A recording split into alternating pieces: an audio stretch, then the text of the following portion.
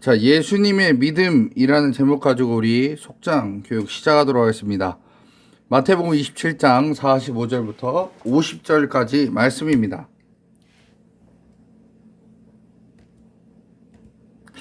제6시로부터 온 땅에 어둠이 임하여 제9시까지 계속되더니 제9시쯤에 예수께서 크게 소리질러 이르시되 엘리 엘리 라마 사박다니 하시니 이는 곧 나의 하나님 어찌하여 나를 버리셨나이까 하는 뜻이라.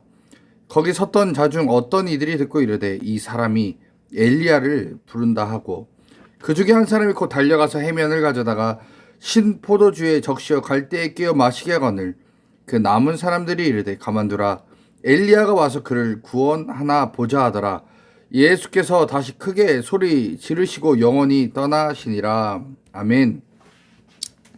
오늘 여러분들이 이 말씀 너무도 잘 아는 말씀이기 때문에 오늘 강의 중심으로 진행하도록 하겠습니다. 자, 오늘 여기서 제6시로부터 온 땅에 어둠이 임하여 제9시까지 계속되더니 라고 얘기합니다. 제6시는 정오, 즉 낮 12시를 얘기하는 겁니다. 낮 12시부터 어둠이 와서 제9시 오후 3시까지 어둠이 임했다라는 겁니다. 여러분 우리가 알듯이 태양이 지구를 비치는데 이것이 갑자기 멈췄다. 이건 범상치 않은 사건이죠. 자, 예수님의 죽음이 지금 이거는 아무리 봐도 범상치 않은 사건임을 우리가 알려주고 있는 이 사건임을 우리는 알 수 있습니다. 그런데 46절에 제9시쯤 예수께서 크게 소리질러 이르시되 엘리 엘리 라마 사박다니 하시니 이는 곧 나의 하나님 어찌하여 나를 버리셨나이까 하는 뜻이라 라고 말하고 있습니다. 엘리 엘리 라마 사박다니 이 말은 시편 22편 첫 절을 아람어로 말한 겁니다. 그러니까 엘리 엘리 나의 하나님 라마 사박다니 이거는 어찌하여 나를 버리셨나이까 이거는 아람어 헬라어라고 말씀하셔도 돼요. 똑같은 겁니다. 자, 그래서 그렇게 해석이 되는 거고요. 실제로는 예수님께서 하나님께 나 철저하게 하나님께 버림받았습니다 라는 것을 말하는 내용이지만 그러나 거기서만 보시면 안 된다는 거예요. 그러나 이 고난이 지금 왔지만 하나님께서는 그냥 내가 이 고난 가운데 그냥 냅두고 계시지만 이 고난은 하나님께로부터 온 고난이고 이 고난 끝에 하나님의 구원이 있음을 나는 믿습니다 했던 게 예수님의 고백이다라는 거예요. 그러니까 이 말 안에는 지금 나를 이 고통 가운데 그냥 두시는 하나님에 대한 원망 섞인 어조로 볼 수 있지만 그러나 그 안에는 하나님의 이 고난의 끝에는 하나님의 구원이 있다라는 것을 믿음으로 고백하는 예수님의 말씀이기도 합니다. 자, 47절에 거기 섰던 자 중에 어떤 이들이 듣고 이르되 이 사람이 엘리야를 부른다고 라고 써져 있습니다. 엘리 엘리 라마 사박다니 하니까 이 엘리라는 말에 사람들은 엘리야를 불렀다라고 생각을 합니다. 왜냐하면 엘리라는 말에 엘리야를 불렀다는 얘기와 또 엘리야가 와서 구원해 주기를 기도했다라고 보는 그런 설이 있습니다. 둘 다 가설이기 때문에 크게 우리가 신경 쓸 부분은 아닌 것 같습니다. 자, 그 중에 한 사람이 곧 달려가서 해면을 가져다가 신 포도주에 적시어 갈대에 끼어 마시게 하거늘 이렇게 말씀하고 있습니다. 당시 신 포도주는요, 이 갈증, 우리가 목마를 때 먹던 특효약 중에 하나가 이 신 포도주였습니다. 자, 그래서 예수님께서 지금까지 먹지도 마시지도 못한 이 갈증, 이 문제를 해결해 주기 위해 어떤 사람이 신 포도주를 꿰어서 예수님께 갖다 주었던 것 같습니다. 49절에 그 남은 사람들이 이르되 가만두라 엘리야가 와서 그를 구원하나 보자 하더라.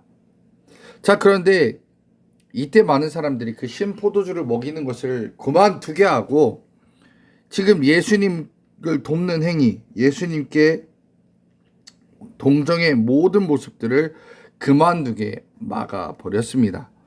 50절에 예수께서 다시 크게 소리 지르시고 영원히 떠나가시니라.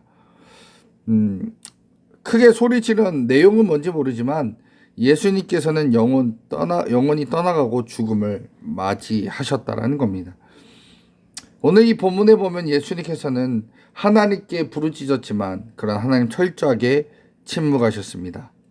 그럼에도 예수님은 하나님을 신뢰하고 하나님께서 구원해 주시기를 소망했습니다.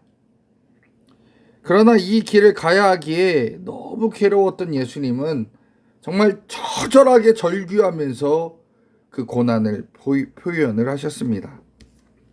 근데 우리가 오늘 이 본문을 통해서 알아야 될 내용이 있습니다. 하나님께서는 이 인간 예수님에게 요구한 것이 너무 감당하기 힘든 그런 것이었습니다. 여러분, 사람도요, 죽는다라고 하는 건 너무 힘든 얘기입니다. 그러나 이 감당을 누구한테 말할 수 없어서 하나님 앞에 호소도 하고 소리도 질러봤지만 그러나 하나님께서는 아무런 대답을 하지 않으셨다라는 겁니다. 그럼에도 예수님께서는 이 끝에 하나님께서 구원해 주실 것이라는 그 믿음 하나 가지고 나아가셨다라는 겁니다. 여러분, 하나님께서 원하시는 길을 걷고 있는 지금의 이 때에 여러분, 괴로움이 있고 어려움이 있어서 하나님께 기도하고 통곡하고 울어도 아무런 대답이 없는 이때 우리가 해야 될 것은 그럼에도 불구하고 하나님께서는 구원해 주실 거야 하는 믿음으로 예수님이 그러했던 그 믿음의 고백이 우리에게 필요할 때다라는 겁니다.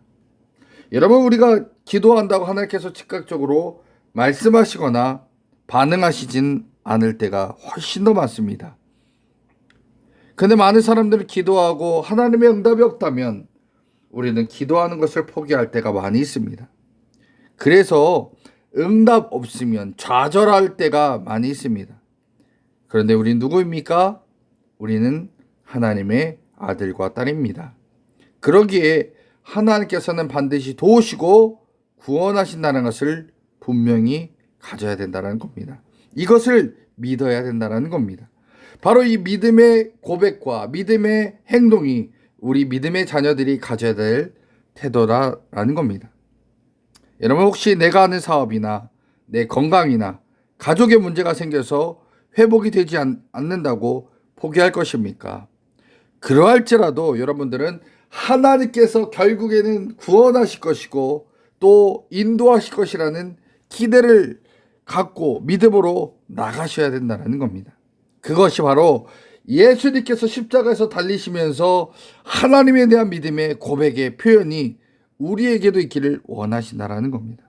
우리 믿음의 성도님들, 지금 너무 힘든 길을 걷고 있지만 좌절하지 마십시오. 주님이 여러분 옆에 있습니다. 결국은 도우시고 인도하실 겁니다. 그분을 끝까지 부여잡고 예수님처럼 나아갈 때 구원의 하나님, 나를 도우실 하나님을 꼭 체험하는 우리 믿음의 성도님들 다 되시기를 주님의 이름으로 간절히 축원합니다.